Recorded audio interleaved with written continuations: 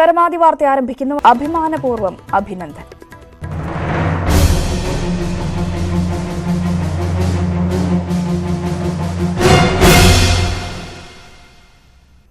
മണിക്കൂറുകൾ നീണ്ട കാത്തിരിപ്പിനൊടുവിൽ രാജ്യത്തിന്റെ വീരപുത്രൻ അഭിനന്ദൻ വർദ്ധമാൻ പിറന്ന മണ്ണിൽ മടങ്ങിയെത്തി. മാധ്യമങ്ങളുടെ സാന്നിധ്യത്തിൽ വാഗാ അതിർത്തിയിൽ ഇന്നലെ രാത്രി 9:20 അഭിനന്ദനെ ഇന്ത്യക്ക് കൈമാറിയത്. കൈമാറ്റ ദൃശ്യം പാക് ചാനലുകൾ തത്സമയം സംപ്രേഷണം ചെയ്തു. വൈകുന്നേരം 4:30 വാഗാ അതിർത്തിയിൽ എത്തിച്ചുവെങ്കിലും മണിക്കൂറുകൾ നീണ്ട നടപടിക്രമങ്ങൾക്കൊടുവിലായിരുന്നു കൈമാറ്റം.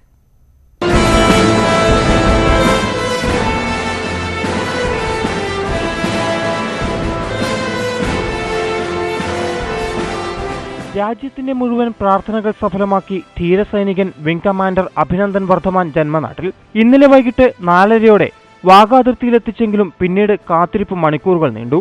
പാക് കൈമാറ്റ രേഖകൾ ശരിയാകാൻ ഏറെ സമയമെടുത്തു. കൈമാറ്റ സമയം 2 തവണ പാകിസ്ഥാൻ മാറ്റുകയും ചെയ്തു. ഒടുവിൽ രാത്രി 9:20 വാഗയുടെ കൂറ്റിനതിർത്തി ഗേറ്റ് തുറന്നു. കൺതുറന്നു നിന്ന ലോകമാധ്യമങ്ങൾക്ക് മുന്നിൽ പരസ്യ കൈമാറ്റം.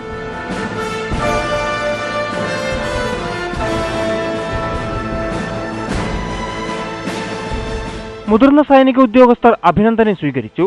നൂറുകണക്കിന് ആളുകളാണ് അതിർത്തിയിലെത്തിയത്. എന്നാൽ സുരക്ഷാ കാരണങ്ങളാൽ പൊതുജനങ്ങൾക്ക് പ്രവേശനം അനുവദിച്ചില്ല. മോചനത്തിൽ സന്തോഷമുണ്ടെന്നും വൈദ്യപരിശോധനകൾക്കായി അഭിനന്ദനെ കൊണ്ടുപോവുകയാണെന്നും air vice marshal RGK Kapoor. Wing Commander Abhinandan has just been handed over to us as per standard operating procedure of the Indian Air Force. He will now be taken for a detailed medical checkup. This checkup is mandated particularly because the officer has had to eject from an aeroplane which would have put his entire body under great stress. IF is happy to have Abhinandan back. പാകിസ്ഥാനിലെ Indian defence attache group captain Joy Thomas Kurian അടക്കമുള്ള ഉദ്യോഗസ്ഥർ അഭിനന്ദനെ അനുഗമിച്ചു. റാവൽപിണ്ടിയിൽ നിന്ന് പ്രത്യേക വിമാനത്തിൽ ലാഹോറിലെത്തിച്ച അഭിനന്ദനെ അവിടെ നിന്ന് കനത്ത സുരക്ഷയിലാണ് വാഗയിലേക്ക് കൊണ്ടുവന്നത്. അമൃത്സർ വിമാനത്താവളത്തിലെ VIP ലോഞ്ചിൽ കുടുംബാംഗങ്ങൾ അഭിനന്ദനെ കാത്തിരുന്നു. അവിടെ നിന്ന് അദ്ദേഹത്തെ ന്യൂഡൽഹിയിലെത്തിച്ചു. ശത്രു സൈന്യത്തിന്റെ പിടിയിലായിരുന്ന സൈനികനായതിനാൽ വിശദമായ മാനസിക ശാരീരിക പരിശോധനകൾക്ക് അഭിനന്ദനൻ വിധേയനാകും. News desk news 18. ഇന്നലെ വൈകിട്ടോടെ വാഗാ അതിർത്തിയിൽ അഭിനന്ദനെ എത്തിച്ചുവെങ്കിലും ഇന്ത്യക്ക് കൈമാറാൻ വൈകിയതിന് നിരവധി കാരണങ്ങളുണ്ട്. ഇതടക്കമുള്ള വിശദമായ കാര്യങ്ങൾ അഭിനന്ദനോട് ഇന്ത്യൻ സംഘം ഇന്ന് ചോദിച്ചറിയും. ഡീബ്രീഫിംഗാണ് ഇനി നടക്കാനുള്ള പ്രധാന പ്രക്രിയ. വിവരങ്ങളുമായി ജോയി നായർ ചേർന്നു. ജോയി, എന്തായാലും അഭിനന്ദനെ ഡൽഹിയിൽ എത്തിച്ചിരിക്കുന്നു. ഇനി വൈദ്യപരിശോധന, ഡീബ്രീഫിംഗ് അടക്കമുള്ള കാര്യങ്ങൾ നടക്കാനുണ്ട്. ഇതൊക്കെ സ്വാഭാവിക നടപടിക്രമങ്ങൾ മാത്രമല്ലേ? ഇന്ന് തന്നെ ഇതൊക്കെ ഉണ്ടാവാനുള്ള സാധ്യതയാണോ കാണുന്നത്? രഞ്ജിനി, രാത്രി 12:20 അഭിനന്ദൻ വർദ്ധമാനെ ഡൽഹി വിമാനത്താവളത്തിൽ എത്തിച്ചത്. അമൃത്സറിൽ നിന്നാണ് ഡൽഹി വിമാനത്താവളത്തിൽ അഭിനന്ദൻ എത്തിയത്.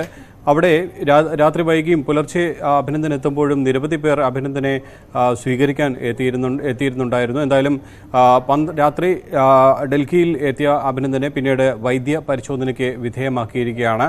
ഇനി നിരവധി ചോദ്യം ചെയ്യലുകൾക്ക് അഭിനന്ദൻ വിധേയമാകും. പ്രത്യേകിച്ചും പാകിസ്ഥാന്റെ പിടിയിലായത് 60 മണിക്കൂറോളമാണ് പാകിസ്ഥാന്റെ പിടിയിൽ അഭിനന്ദൻ ഉണ്ടായിരുന്നത്.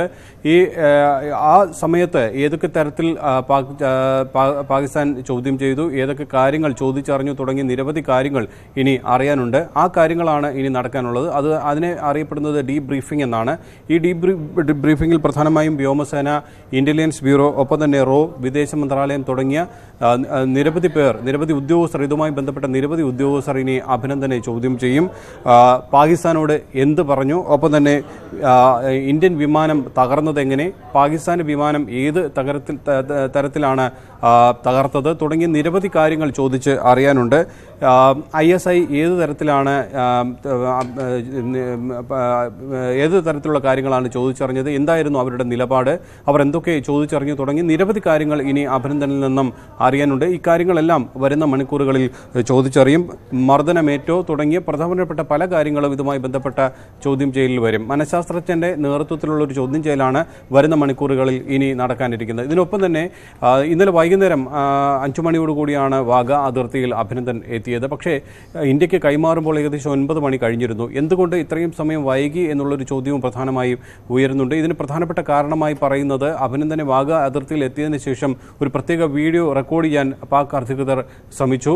ഏകദേശം 1 മണിക്കൂറോളം ഇതിനുള്ള പ്രവർത്തനങ്ങൾ നടന്നു എന്നുള്ള വിശദാംശമാണ് നമുക്ക് ലഭിക്കുന്നത്. അതായത് പാക് വിമാനം വെടിവെച്ചിട്ടതല്ല, അതിനുള്ളൊരു ശ്രമത്തിനിടയിൽ തങ്ങൾ അഭിനന്ദനെ പിടികൂടുകയായിരുന്നു എന്ന തരത്തിൽ കാര്യങ്ങൾ പറയുക എന്നൊരു നിർദ്ദേശം പാക് അധികൃതരുടെ ഭാഗത്തു നിന്ന് അഭിനന്ദന് ഉണ്ടായി. പക്ഷേ ഇത്തരം കാര്യങ്ങളൊന്നും കൂടുതലായി പറയാൻ അഭിനന്ദൻ തയ്യാറായില്ല എന്നാണ് നമുക്ക് റിപ്പോർട്ടുകളിൽ നിന്നും മനസ്സിലാക്കാൻ കഴിയുന്നത്. പ്രധാനമായും ഇത് സംബന്ധിച്ചൊരു വീഡിയോ ഇന്നലെ രാത്രി പുറത്തു വരികയും ചെയ്തു. പക്ഷേ ആ വീഡിയോ കാണുമ്പോൾ തന്നെ നമുക്ക് മനസ്സിലാകാം 15 തവണയോളം എഡിറ്റ് ചെയ്ത രീതിയിലാണ് ആ വീഡിയോ ദൃശ്യമായിരിക്കുന്നത്. അതായത് കാര്യങ്ങൾ കൂടുതലായി പറയിപ്പിക്കാനുള്ള ഒരു ശ്രമം അവിടെ നടന്നു എന്നുള്ളത് തന്നെയാണ് നമുക്ക് അതിൽ നിന്നും മനസ്സിലാക്കാൻ കഴിയുന്നത്. പക്ഷേ നിരവധി ചോദ്യങ്ങൾ ഈ സമയത്ത് ഉയർന്നതായും നമുക്ക് ആ വീഡിയോയിൽ നിന്ന് മനസ്സിലാക്കാം. പക്ഷേ ഈ വീഡിയോ ഇന്ത്യൻ മാധ്യമങ്ങളൊന്നും പുറത്തുവിട്ടിട്ടില്ല. പാകിസ്ഥാൻ മാധ്യമങ്ങളും അതുപോലെ തന്നെ മറ്റു തരത്തിലുമെല്ലാം ഇത്തരം വീഡിയോ പുറത്തു വന്നെങ്കിലും പിന്നീട് അത് ഡിലീറ്റ് ചെയ്യപ്പെടുകയാണ് ഉണ്ടായത്. എന്തായാലും ജനീവ കൺവെൻഷന് വിരുദ്ധമായ ഒരു കാര്യമാണ് ഇത് ഇങ്ങനെ വീഡിയോ റെക്കോർഡ് ചെയ്യുന്നത് എന്ന റിപ്പോർട്ടുകളും ഉണ്ട്. പക്ഷേ എന്തായാലും ഇതുമായി ബന്ധപ്പെട്ട കാര്യങ്ങളെല്ലാം ഉള്ളതിനാലാകാം ഈ ഇന്ത്യക്ക് കൈമാറുന്നത് വൈകി എന്ന തരത്തിലുള്ള വിശകലനങ്ങളാണ് പ്രധാനമായും വരുന്നത്. എന്തായാലും ഇനിയിപ്പോൾ പ്രധാനമായും ഉള്ളത് ഇതുമായി ബന്ധപ്പെട്ട കൂടുതൽ ചോദ്യം ചെയ്യലുകളാണ്. ആ ചോദ്യം ചെയ്യലുകൾ വരുന്ന മണിക്കൂറുകളിൽ നടക്കും. എന്തായാലും ജോയ് സൂചിപ്പിച്ചതുപോലെ 60 മണിക്കൂറാണ് അഭിനന്ദൻ പാക് സൈന്യത്തിന്റെ കയ്യിലുണ്ടായിരുന്നത്. അതുകൊണ്ട് തന്നെ വിശദമായ ചോദ്യം ചെയ്യൽ ഇന്റലിജൻസ് ബ്യൂറോ റോയിലെ ഉദ്യോഗസ്ഥരടക്കം വിശദമായ ചോദ്യം ചെയ്യൽ ഇന്നുണ്ടാകും.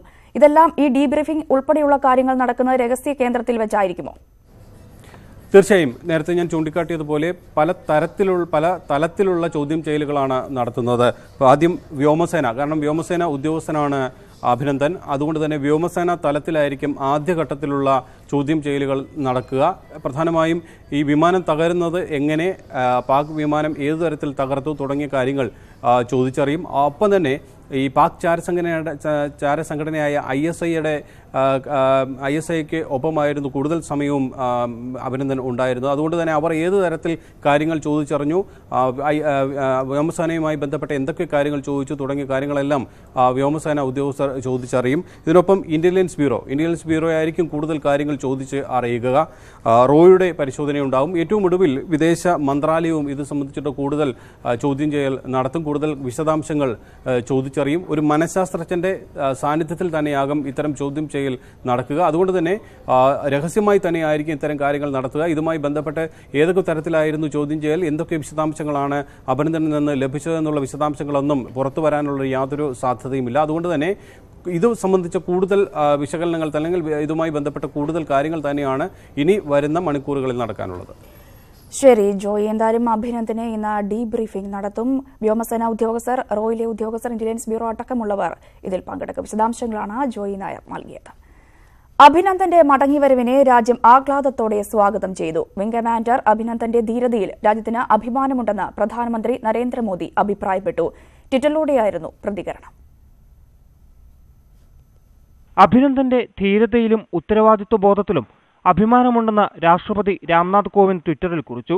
പ്രതിസന്ധിയിലും സംയമനം പാലിച്ച അഭിനന്ദൻ യുവാക്കൾക്ക് പ്രചോദനമെന്ന് പ്രതിരോധ മന്ത്രി നിർമ്മലാ സീതാരാമൻ പറഞ്ഞു. വിംഗ് കമാൻഡറുടെ തിരിച്ചുവരവിൽ സന്തോഷമെന്ന് ആഭ്യന്തരമന്ത്രി രാജ്നാഥ് സിംഗും BJP ദേശീയ അധ്യക്ഷൻ അമിത്ഷായും പ്രതികരിച്ചു. കേന്ദ്രമന്ത്രി VK സിംഗും സന്തോഷം പ്രകടിപ്പിച്ചു. അഭിനന്ദന്റെ ധീരത ഇന്ത്യയുടെ അഭിമാനമുയർത്തിയെന്ന് രാഹുൽ ഗാന്ധി. ഡൽഹി മുഖ്യമന്ത്രി അരവിന്ദ് കെജ്രിവാൾ, കർണാടക മുഖ്യമന്ത്രി HD കുമാരസ്വാമി, മെഹബൂബ മുഫ്തി തുടങ്ങിയവർ അഭിനന്ദനെ വാഴ്ത്തി രംഗത്തെത്തി. അഭിനന്ദനാണ് യഥാർത്ഥ നായകനെന്നായിരുന്നു Indian cricket team captain Virat കോഹ്ലിയുടെ പ്രതികരണം. രാജ്യത്തിന്റെ ഹീറോയാണ് അഭിനന്ദനെന്ന് സച്ചിൻ ടെണ്ടുൽക്കറും ഇന്ത്യക്ക് തന്റെ മകനെ തിരിച്ചു ലഭിച്ചതിൽ സന്തോഷമുണ്ടെന്ന് ഗൗതം ഗംഭീറും പ്രതികരിച്ചു. നിങ്ങളെയും നിങ്ങളുടെ ധൈര്യത്തെയും വ്യക്തിപ്രഭാവത്തെയും രാജ്യം സല്യൂട്ട് ചെയ്യുന്നുവെന്ന് സാനിയ മിർസ ഫേസ്ബുക്കിൽ കുറിച്ചു. News desk, news 18. ശത്രു സൈന്യത്തിന്റെ പിടിയിലായി 3-ാം നാളാണ് അഭിനന്ദൻ വർദ്ധമാൻ മാതൃരാജ്യത്തേക്ക് മടങ്ങിയെത്തിയത്. വെറും 60 മണിക്കൂറുകൾ മാത്രമാണ് ഇന്ത്യയുടെ ധീരനായ വിംഗ് കമാൻഡർ പാക് പിടിയിലായിരുന്നത്. എങ്കിലും ആശങ്കാജനകമായിരുന്നു ആ മണിക്കൂറുകൾ. ഇന്ത്യയുടെ CRPF സൈനികരുടെ വാഹനനിരയിലേക്ക് ഭീകരർ സ്ഫോടക വസ്തുക്കൾ നിറച്ച വാഹനം ഇടിച്ചുകയറ്റിയത് ഫെബ്രുവരി 14-ന്. 40 സൈനികരുടെ ജീവനെടുത്ത ദുരന്തത്തിന് തിരിച്ചടി നൽകുമെന്ന് ഇന്ത്യയുടെ പ്രഖ്യാപനം അന്നുതന്നെ ഉണ്ടായി. 12 ദിവസങ്ങൾക്കു ശേഷം ഫെബ്രുവരി 26 പുലർച്ചെ ബലാക്കോട്ടിലെ ജെയ്ഷെ മുഹമ്മദ് ഭീകരകേന്ദ്രം തകർത്തുകൊണ്ട് ഇന്ത്യ തിരിച്ചടി നൽകി. പിറ്റേന്നു തന്നെ ഇന്ത്യൻ സൈനിക കേന്ദ്രങ്ങൾ ആക്രമിക്കാൻ ശ്രമിച്ചുകൊണ്ട് പാകിസ്ഥാന്റെ പ്രകോപനം. കശ്മീരിലെ നൌഷേരയിൽ അതിർത്തി ലംഘിച്ചെത്തിയ വിമാനങ്ങളെ തുരത്തുമ്പോഴാണ് അഭിനന്ദൻ വർദ്ധമാൻ ശത്രുവിന്റെ പിടിയിലായത്. അഭിനന്ദനെ ജനക്കൂട്ടം ഉപദ്രവിക്കുന്ന ദൃശ്യങ്ങൾ പാക് മാധ്യമങ്ങളിൽ നിറഞ്ഞതോടെ രാജ്യമെങ്ങും വേദനയും ആശങ്കയും പരന്നു. ധീര സൈനികന്റെ രക്ഷയ്ക്കായി സർവ്വസന്നാഹങ്ങളുമായി ഇന്ത്യ നീക്കം തുടങ്ങി. ലോകരാഷ്ട്രങ്ങളും സമ്മർദ്ദം ശക്തമാക്കി. ഒടുവിൽ അഭിനന്ദനെ ഇന്ത്യയ്ക്ക് കൈമാറുന്ന കാര്യം പാക് വിദേശകാര്യമന്ത്രി FM ഖുറേഷി പ്രഖ്യാപിച്ചു. പിന്നാലെ പ്രധാനമന്ത്രി ഇമ്രാൻഖാൻ തന്നെ അത് സ്ഥിരീകരിച്ചു. വാർത്ത ഇന്ത്യയിലെങ്ങും ആഹ്ലാദം നിറച്ചു. ഓരോ ഇന്ത്യക്കാരനും അഭിനന്ദനെ ഓർത്ത് അഭിമാനിക്കുന്നുവെന്ന് പ്രധാനമന്ത്രി. Every Indian is proud that the brave wing commander Abhinandan belongs to Tamil Nadu. Wagah അതിർത്തിയിൽ അഭിനന്ദന്റെ മോചനം വൈകിയ ഓരോ നിമിഷവും രാജ്യമെങ്ങും ആശങ്ക പരന്നു. ഒടുവിൽ രാത്രി വൈകി 130 കോടി പ്രാർത്ഥനകൾ സഫലമാക്കി അഭിനന്ദൻ പിറന്ന മണ്ണിൽ കാലുകുത്തി.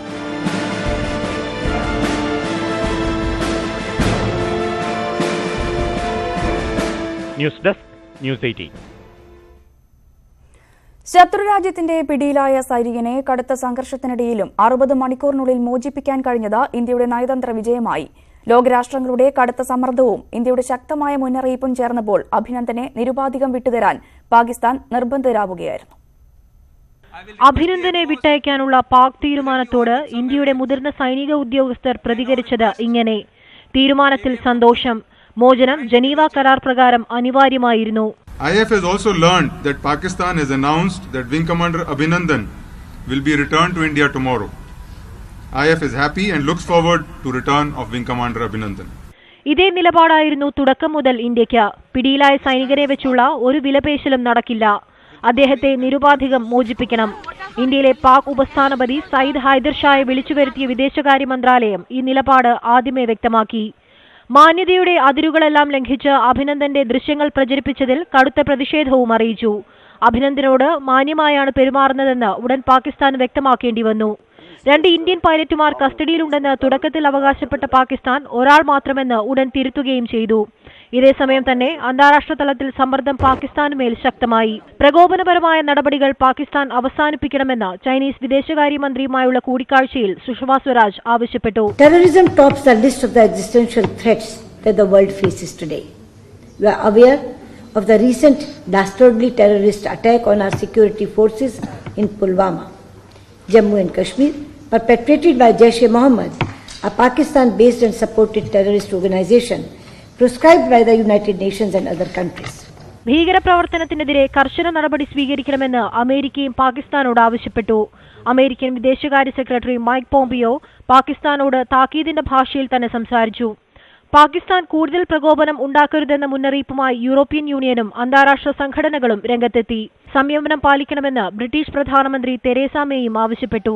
സൗദിയും ഇറാനും വരെ ഇടപെട്ടു. അന്താരാഷ്ട്ര സമ്മർദ്ദം കനത്തതോടെ സൈനികനെ നിരുപാധികം മോചിപ്പിക്കുകയല്ലാതെ മറ്റു വഴികളൊന്നും പാകിസ്ഥാന് മുന്നിൽ ഇല്ലാതായി. ഒടുവിൽ മോചനം ഇമ്രാൻഖാൻ തന്നെ പ്രഖ്യാപിക്കുകയും ചെയ്തു. News desk, news 18. അഭിനന്ദനെ ഇന്ത്യക്ക് കൈമാറാനെത്തിയ സംഘത്തിനൊപ്പമുണ്ടായിരുന്ന സ്ത്രീ ആരാണ്? ഇന്നലെ രാത്രി മുതൽ നവമാധ്യമങ്ങളിൽ ഉൾപ്പെടെ ഉയർന്ന ചോദ്യമാണിത്. അതിനിപ്പോൾ വ്യക്തമായ ഒരു ഉത്തരമുണ്ട്. വാഗ അതിർത്തിയിൽ അഭിനന്ദൻ വർദ്ധമാനെ പാകിസ്ഥാൻ ഇന്ത്യക്ക് കൈമാറുമ്പോൾ പാക് സംഘത്തിനൊപ്പം ഒരു സ്ത്രീയും അനുഗമിച്ചിരുന്നു. പാകിസ്ഥാനിലെ ഇന്ത്യൻ കോൺസുലേറ്റിലെ ഏതെങ്കിലും നയതന്ത്ര ഉദ്യോഗസ്ഥയാകാമെന്നായിരുന്നു നവമാധ്യമങ്ങളിൽ ഉയർന്ന ആദ്യ സംശയം. എന്നാൽ അഭിനന്ദനെ ഇന്ത്യക്ക് കൈമാറിയതിനൊടുവിൽ അവരെക്കുറിച്ചുള്ള വിവരങ്ങൾ കൂടി പുറത്തുവന്നു. ഡോക്ടർ ഫരീഗ ബുക്തി, പാകിസ്ഥാൻ വിദേശകാര്യ ഓഫീസിലെ ഇന്ത്യയുടെ കാര്യങ്ങൾക്കായി നിയോഗിച്ച director, foreign service of Pakistan ഉദ്യോഗസ്ഥ. 2017 കുൽഭൂഷൺ ജാദവുമായി അമ്മയ്ക്ക് കൂടിക്കാഴ്ചയ്ക്ക് അവസരമൊരുങ്ങിയപ്പോൾ ഇവരുടെ സാന്നിധ്യവും ഉണ്ടായിരുന്നു. ഏറ്റവും ഒടുവിൽ ജാദവിന്റെ കേസ് ഹേഗിലെ അന്താരാഷ്ട്ര കോടതി പരിഗണിച്ചപ്പോഴും നടപടിക്രമങ്ങളുടെ ഭാഗമായി ഫരീഗ അവിടെ എത്തി. 2005 ഫരീഗ പാകിസ്ഥാൻ വിദേശകാര്യ ഓഫീസിൽ ഔദ്യോഗിക ജീവിതം തുടങ്ങിയത്. 2007 വിദേശകാര്യ ഓഫീസ് വക്താവായും അവർ സേവനം അനുഷ്ഠിച്ചിട്ടുണ്ട്. News desk news 18. അതിർത്തിയിൽ പാക് സൈന്യത്തിന്റെ പ്രകോപനം തുടരുന്നു. പൂഞ്ചിൽ പാക് സൈന്യം നടത്തിയ ഷെല്ലാക്രമണത്തിൽ 3 പേർ കൊല്ലപ്പെട്ടു. കശ്മീരിലെ ഹന്ദ്വാരിയിൽ ഭീകരരുമായുള്ള ഏറ്റുമുട്ടലിൽ 4 സൈനികരും 1 പ്രദേശവാസിയും മരിച്ചു. 10 സുരക്ഷാ ഉദ്യോഗസ്ഥർക്കും 10 പ്രദേശവാസികൾക്കും പരിക്കുണ്ട്. പൂഞ്ചിലെ കൃഷ്ണഘാട്ടി സെക്ടറിലാണ് പാക് സൈന്യം ഷെല്ലാക്രമണം നടത്തിയത്. ഷെല്ലാക്രമണത്തിൽ കൊല്ലപ്പെട്ട 3 പേരും ഒരു കുടുംബത്തിലുള്ളവരാണ്. ഇന്നലെ ഹന്ദ്വാരയിൽ ഭീകരരുമായുള്ള ഏറ്റുമുട്ടലിനിടെ 2 CRPF ഉദ്യോഗസ്ഥരും 2 കശ്മീർ പോലീസ് സേനാംഗങ്ങളും ഒരു പ്രദേശവാസിയും കൊല്ലപ്പെട്ടിരുന്നു. 11 മണിക്കൂറാണ് ഭീകരരുമായി ഹന്ദ്വാരയിൽ ഏറ്റുമുട്ടലുണ്ടായത്. ഹന്ദ്വാരയിലെയും കുപ്വാരയിലെയും ഏറ്റുമുട്ടലിൽ 4 ഭീകരരെ സൈന്യം വധിച്ചിരുന്നു. അതിർത്തി പ്രദേശങ്ങളിൽ പലയിടങ്ങളിലും പാക് സൈന്യത്തിന്റെ പ്രകോപനം ഇപ്പോഴും തുടരുകയാണ്. രജൌരിയിലെ നൌഷേര സെക്ടറിൽ പാകിസ്ഥാൻ വെടിനിർത്തൽ കരാർ ലംഘിച്ചു. ഇന്ത്യൻ സൈന്യം ശക്തമായി തിരിച്ചടിച്ചു. ഉറി സെക്ടറിലെ 4 പോസ്റ്റുകളിലും പാകിസ്ഥാൻ വെടിനിർത്തൽ കരാർ ലംഘിച്ചിരുന്നു. വെടിവെപ്പിൽ 7 പ്രദേശവാസികൾക്ക് പരിക്കേറ്റിട്ടുണ്ട്.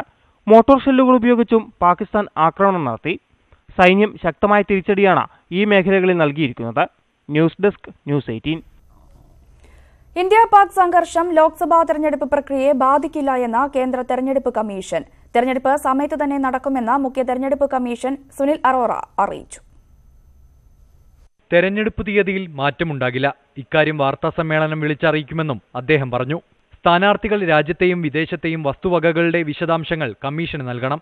നികുതി വകുപ്പ് വിശദാംശങ്ങൾ പരിശോധിക്കുകയും എന്തെങ്കിലും പിശകുകൾ കണ്ടെത്തിയാൽ നടപടി സ്വീകരിക്കുകയും ചെയ്യും. क्योंकि पहले तो इनकम टैक्स को जाएगा, उसके बाद वो उसकी जांच करेंगे, उसके बाद संगतियां बताएंगे 2 महीने 3 महीने 6 महीने. വോട്ടിംഗ് യന്ത്രങ്ങൾ ആധികാരികമാണെന്നും സുതാര്യമായ തെരഞ്ഞെടുപ്പിനുള്ള ഒരുക്കങ്ങൾ പൂർത്തിയായി വരുന്നതായും അദ്ദേഹം വ്യക്തമാക്കി. News desk news 18. ഇടതുമുന്നണിയുടെ കേരള സംരക്ഷണ യാത്ര ഇന്ന് തൃശൂരിൽ സമാപിക്കും. തെരഞ്ഞെടുപ്പിന് കളമൊരുക്കാനുള്ള യാത്ര രാഷ്ട്രീയ കൊലപാതകത്തിന് മറുപടി പറയേണ്ട വേദിയായി മാറുകയായിരുന്നു. സർക്കാരിന്റെ വികസന നേട്ടങ്ങളും സംഘപരിവാർ വിരുദ്ധ രാഷ്ട്രീയവും നവോത്ഥാന സംരക്ഷണവും ഒന്നും ചർച്ചയാക്കാൻ ഇടതുമുന്നണിക്കായില്ല. വികസനം, സമാധാനം, ഇതായിരുന്നു ഇടതുമുന്നണി കേരള സംരക്ഷണ യാത്രയുടെ മുദ്രാവാക്യം. പതിവില്ലാത്ത തരത്തിൽ സർക്കാരിന്റെ 1000 ദിവസം ആഘോഷമാക്കിയതും തെരഞ്ഞെടുപ്പ് മുന്നിൽ കണ്ടായിരുന്നു. എന്നാൽ വികസന രാഷ്ട്രീയം യാത്രയുടെ ഒരു ഘട്ടത്തിലും ചർച്ചയാക്കാൻ ഇടതുമുന്നണിക്കായില്ല. സമാധാന ജീവിതം ഉറപ്പു നൽകുമെന്ന് പ്രഖ്യാപിച്ചുള്ള യാത്രയിൽ അക്രമ രാഷ്ട്രീയത്തിന് മറുപടി പറയേണ്ട ഗതികേടിലുമായി മുന്നണി നേതൃത്വം. പെരിയ ഇരട്ടക്കൊലപാതകമാണ് യാത്രയുടെ അജണ്ട മാറ്റിമറിച്ചത്. യാത്ര ഒരു ദിവസം റദ്ദു ചെയ്ത അസാധാരണ സാഹചര്യവുമുണ്ടായി. വാർത്താ സമ്മേളനങ്ങളിലും പൊതുയോഗങ്ങളിലും പെരിയ കൊലപാതകത്തിന് മറുപടി പറഞ്ഞ് നേതൃത്വം വശം കെട്ടു. കാര്യമായ ചലനമുണ്ടാക്കാതെ കടന്നുപോയ KPCC അധ്യക്ഷന്റെ ജനമഹായാത്രയുടെ സ്വഭാവവും പെരിയയ്ക്കു ശേഷം മാറി. CPM-നെതിരെയുള്ള രാഷ്ട്രീയ ആക്രമണങ്ങളുടെ വേദിയായി ജനമഹായാത്രയെ UDF മാറ്റി. പ്രചരണജാഥ പൂർത്തിയാക്കി ഇടതുമുന്നണി സീറ്റ് നിർണയ ചർച്ചകളിലേക്ക് കടക്കുകയാണ്. ഘടകകക്ഷികളുമായി വരും ദിവസങ്ങളിൽ തന്നെ CPM സീറ്റ് ധാരണയിലെത്തും. ശേഷം CPM-ന്റെയും CPI-യുടെ നേതൃയോഗങ്ങൾ ചേർന്ന് സ്ഥാനാർത്ഥി പട്ടികയ്ക്ക് അന്തിമ അംഗീകാരം നൽകും. കഴിഞ്ഞ തവണത്തെ പോലെ 15 സീറ്റുകളിൽ CPM-ഉം 4 CPI-യും ഇത്തവണ മത്സരിക്കും. ജനതാദൾ എസിന് നൽകിയ കോട്ടയത്തിന്റെ കാര്യത്തിലാണ് അവ്യക്തത. JDS ഇത്തവണയും സീറ്റ് പ്രതീക്ഷിക്കുന്നുണ്ട്. ലോക് താന്ത്രിക് ജനതാദൾ, ജനാധിപത്യ കേരള കോൺഗ്രസ്, INL എന്നിവരും സീറ്റ് മോഹം CPM-നെ അറിയിച്ചു കഴിഞ്ഞു. ഇരു കമ്മ്യൂണിസ്റ്റ് പാർട്ടികളും പങ്കിട്ടെടുത്ത ശേഷമുള്ള ഒരു സീറ്റ് ഇവരിൽ ഒരാൾക്ക് ലഭിക്കും. സ്ഥാനാർത്ഥി നിർണയത്തിനുള്ള CPI നേതൃയോഗങ്ങൾ നാളെയും മറ്റന്നാളുമാണ്. തൊട്ടടുത്ത ദിവസങ്ങളിൽ CPM-ഉം സ്ഥാനാർത്ഥികളെ തീരുമാനിക്കും. ഇതിനിടയിൽ ഇടതുമുന്നണി സീറ്റ് വിഭജന ചർച്ചകൾ പൂർത്തിയാക്കും. VV Arun, news 18, Thiruvananthapuram. കാസർഗോഡ് ഇരട്ടക്കൊലപാതകത്തെ തുടർന്ന് പ്രതിരോധത്തിലായ CPM വിശദീകരണ യോഗങ്ങളുമായി രംഗത്ത്. അതേസമയം കൊലപാതക രാഷ്ട്രീയത്തിനെതിരെ പ്രചരണം ശക്തമാക്കി കോൺഗ്രസും രംഗത്തുണ്ട്. പെരിയ ഇരട്ടക്കൊലപാതക വിഷയത്തിൽ മുഖം രക്ഷിക്കാനുള്ള നീക്കത്തിലാണ് CPM. വിശദീകരണ യോഗങ്ങൾ സംഘടിപ്പിക്കുകയാണ് പാർട്ടി നേതൃത്വം. അക്രമം ആവർത്തിക്കാതിരിക്കാനല്ല, CPM-നെ ഇല്ലാതാക്കാനാണ് നീക്കം നടക്കുന്നതെന്ന് കേന്ദ്ര കമ്മിറ്റി അംഗം A. വിജയരാഘവൻ. നേതാക്കന്മാരെ കൊലയാളികളാക്കി ചിത്രീകരിക്കാൻ ആസൂത്രിതമായ ശ്രമം നടക്കുന്നതായും വിജയരാഘവൻ ആരോപിച്ചു. യാദൃശ്ചികമായി സംഭവിച്ച ഒരു കാര്യത്തിൽ, ഒരു പ്രാദേശിക സംഭവത്തിൽ സംസ്ഥാനത്താകെ സംഘർഷവും പ്രശ്നവും ഉണ്ടാക്കി രാഷ്ട്രീയമായി CPIM-നെ തകർക്കാൻ ഇത് ഉപയോഗപ്പെടുത്തുക എന്ന രീതിയാണ് കമ്മ്യൂണിസ്റ്റ് വിരുദ്ധർ ഒട്ടാകെ സ്വീകരിച്ചത്. അതേസമയം യുവാക്കളുടെ സഹതാപതരംഗം വോട്ടാക്കി മാറ്റാനുള്ള രാഷ്ട്രീയ നീക്കമാണ് കോൺഗ്രസ് ആസൂത്രണം ചെയ്യുന്നത്. പാർട്ടിയുടെ ഉന്നത നേതാക്കളെ അടക്കം പങ്കെടുപ്പിച്ച് വിവിധ പരിപാടികളാണ് ആലോചിക്കുന്നത്. ന്യൂസ് 18 കാസർഗോഡ്. കാസർഗോഡ് പെരിയയിൽ കൊല്ലപ്പെട്ട യൂത്ത് കോൺഗ്രസ് പ്രവർത്തകരുടെ കുടുംബത്തെ സഹായിക്കുന്നതിനായുള്ള ഫണ്ട് ശേഖരണം ഇന്ന് നടക്കും. മുൻ മുഖ്യമന്ത്രി ഉമ്മൻചാണ്ടി കാഞ്ഞങ്ങാടും കെപിസിസി പ്രസിഡന്റ് മുല്ലപ്പള്ളി രാമചന്ദ്രൻ നീലേശ്വരത്തും പ്രതിപക്ഷ നേതാവ് രമേശ് ചെന്നിത്തല കാസർഗോഡും ഫണ്ട് ശേഖരണം ഉദ്ഘാടനം ചെയ്യും. ഇരട്ടക്കൊലപാതക കേസ് അന്വേഷണം അട്ടിമറിക്കുന്നതിനെതിരെയും അന്വേഷണം സിബിഐ ഏറ്റെടുക്കണമെന്നും ആവശ്യപ്പെട്ട് വൈകിട്ട് പെരിയയിൽ ഡിസിസിയുടെ നേതൃത്വത്തിൽ പ്രതിരോധ സംഗമവും സംഘടിപ്പിച്ചിട്ടുണ്ട്.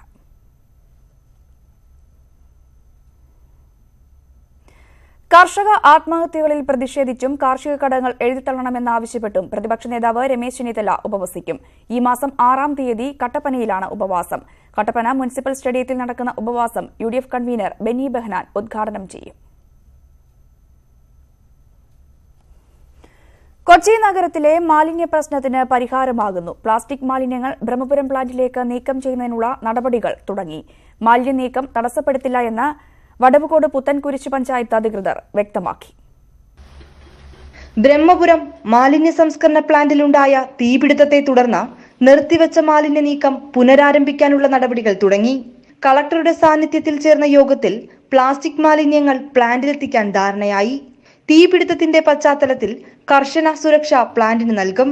കൂടുതൽ ജീവനക്കാരെ നിയോഗിക്കാനും 10 CCTV ക്യാമറകൾ സ്ഥാപിക്കാനും തീരുമാനമുണ്ട്. അപകട സാഹചര്യമുണ്ടായാൽ പ്ലാന്റിലേക്ക് വെള്ളം പമ്പ് ചെയ്യാനുള്ള 3 മോട്ടോറുകൾ സ്ഥാപിക്കും. വേസ്റ്റ് ഒക്കെ സെഗ്രിഗേറ്റ് ചെയ്ത് സെഗ്മെന്റുകളാക്കണമെന്നാണ് ഒരു നിർദ്ദേശം വന്നത്. കാരണം ഈ ഒറ്റ ഗ്രൂപ്പിലുള്ളത് കൊണ്ടാണ് പെട്ടെന്ന് ഈ തീയും പടരുന്നത്. അപ്പോൾ സെഗ്മെന്റായി വന്നാൽ നമ്മൾ 4 സെഗ്മെന്റായി ഇൻ അസോസിയേഷൻ ഫയർ ഡിപ്പാർട്ട്മെന്റോട് അഭിപ്രായം എടുത്ത് സെപ്പറേറ്റ് ചെയ്താൽ അങ്ങനെ ഗോഡ് ഫോർബിഡ് ഏതെങ്കിലും വന്നാലും അത് ലിമിറ്റ് ചെയ്യാൻ പറ്റും. തങ്ങളുടെ പ്രധാന നിർദ്ദേശങ്ങൾ അംഗീകരിച്ച സാഹചര്യത്തിൽ ബ്രഹ്മപുരത്തേക്കുള്ള മാലിന്യ നീക്കം തടസ്സപ്പെടുത്തില്ലെന്ന് വടവുകോട് പുത്തൻകുരിശ് പഞ്ചായത്ത് അധികൃതർ വ്യക്തമാക്കി. ഞങ്ങളെ സംബന്ധിച്ച് നഗരത്തെ താമസിക്കുന്നതും മനുഷ്യരാണ്, അതോടൊപ്പം തന്നെ ഗ്രാമത്തിൽ താമസിക്കുന്ന മനുഷ്യരാണ്. ഈ രണ്ടുപേരുടെയും വിഷയങ്ങൾ കൈകാര്യം ചെയ്യുന്ന തരത്തിലേക്ക് പ്രശ്നങ്ങൾ മാറണമെന്നാണ് തീരുമാനിച്ചിട്ടുള്ളത്. അങ്ങനെ കുറേ കാര്യങ്ങൾ തീരുമാനമായിട്ടുണ്ട്. ഈ തീരുമാനം ഒരാഴ്ചക്കകം കൂടുന്ന വിലയിരുത്തൽ സമിതി വീണ്ടും വിലയിരുത്തും. മാലിന്യം കൊണ്ടുപോകുന്നതിന് കവിചിത വാഹനങ്ങൾ വേണമെന്ന നിർദ്ദേശം കർശനമാക്കാനും യോഗം തീരുമാനിച്ചു. ന്യൂസ് 18 കൊച്ചി. BDJS-ൽ ഒരു വിഭാഗം പാർട്ടി വിട്ട് പുതിയ പാർട്ടി രൂപീകരിക്കുന്നു. സംസ്ഥാന തലത്തിൽ പുതിയ പാർട്ടി പ്രഖ്യാപനം ഇന്നുണ്ടാകും. വൈകുന്നേരം 3-ന് തിരുവനന്തപുരം ബാങ്ക് എംപ്ലോയീസ് യൂണിയൻ ഹാളിലാണ് പുതിയ പാർട്ടിയുടെ പ്രഖ്യാപനം.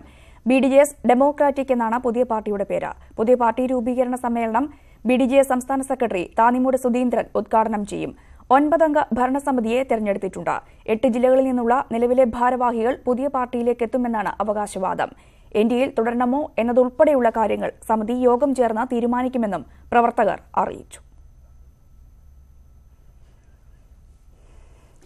പിരിച്ചുവിട്ട എംപാനൽ ജീവനക്കാരുടെ സമരം 40 ദിവസം പിന്നിട്ടിട്ടും പരിഹാരം കാണാൻ കഴിയാതെ സർക്കാർ. നിയമോപദേശം സമരക്കാർക്കെതിരായതോടെ പിരിച്ചുവിട്ടവരെ KSRTCയിലെ മറ്റു മേഖലകളിൽ ജോലി നൽകാനാകുമോ എന്ന കാര്യവും പരിശോധിക്കുന്നുണ്ട്. KSRTC MDയോട് ഗതാഗത വകുപ്പ് മന്ത്രി വീണ്ടും റിപ്പോർട്ട് ആവശ്യപ്പെട്ടു. ചൊവ്വാഴ്ച മുതൽ അനിശ്ചിതകാല നിരാഹാര സമരം ആരംഭിക്കാനാണ് എംപാനലുകാരുടെ തീരുമാനം. സമരം ചെയ്യുന്ന എംപാനൽ ജീവനക്കാരുടെ പ്രശ്നം എങ്ങനെ പരിഹരിക്കണമെന്നറിയാതെ പ്രതിസന്ധിയിലാണ് സർക്കാർ. കോടതി വിധി മറികടന്ന് നിയമപരമായി എംപാനലുകാരെ നിയമിക്കാനാകില്ലെന്നാണ് AG ഗതാഗത വകുപ്പിന് നൽകിയ നിയമോപദേശം. 800-ലധികം കണ്ടക്ടർമാർ പല കാരണങ്ങളാൽ ലീവിലാണ്. ഈ ഒഴിവുകളിലേക്ക് പിരിച്ചുവിട്ടതിൽ കുറച്ചുപേർക്ക് താൽക്കാലികമായി ജോലി നൽകാനാകും.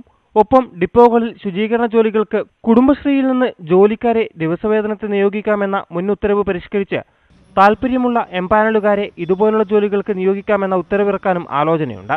എന്നാൽ ഇതുവരെ ഗതാഗത വകുപ്പ് മന്ത്രി സമരക്കാരെ ചർച്ചയ്ക്ക് ക്ഷണിക്കാത്തതിനാൽ സമരം ശക്തമാക്കാനാണ് എംപാനലുകാരുടെ തീരുമാനം. ചൊവ്വാഴ്ച മുതൽ അനിശ്ചിതകാല നിരാഹാര സമരം തുടങ്ങാനാണ് ആലോചിക്കുന്നത്. സമരം മുന്നോട്ട് കൊണ്ടുപോകുന്നതിനാണ് തീരുമാനം. ശക്തിയായിട്ട് മുന്നോട്ട് കൊണ്ടുപോകുന്നതിനാണ്. ചൊവ്വാഴ്ച മുതൽ അനിശ്ചിതകാല നിരാഹാരം തുടങ്ങുകയാണ് വനിതാ കണ്ടക്ടർമാർ. PSSC അഡ്വൈസ് നൽകി നിയമന ഉത്തരവയച്ചതിൽ 2500-ലധികം പേർ ജോലിക്ക് പ്രവേശിച്ചിരുന്നില്ല. ഈ ഒഴിവും ഒപ്പം കൂടുതൽ ബസ് നിരത്തിലിറക്കാൻ കൂടി കഴിഞ്ഞാൽ എംപാനൽ ജീവനക്കാർക്കും ജോലി നൽകാനാകുമെന്നായിരുന്നു KSRTC MD നേരത്തെ നൽകിയ റിപ്പോർട്ട്. എന്നാൽ നിയമോപദേശത്തിന്റെ അടിസ്ഥാനത്തിൽ ഈ റിപ്പോർട്ട് ഗതാഗത വകുപ്പ് തള്ളി. വീണ്ടും MDയോട് റിപ്പോർട്ട് നൽകാൻ ആവശ്യപ്പെട്ടിട്ടുണ്ട്. ന്യൂസ് 18 തിരുവനന്തപുരം.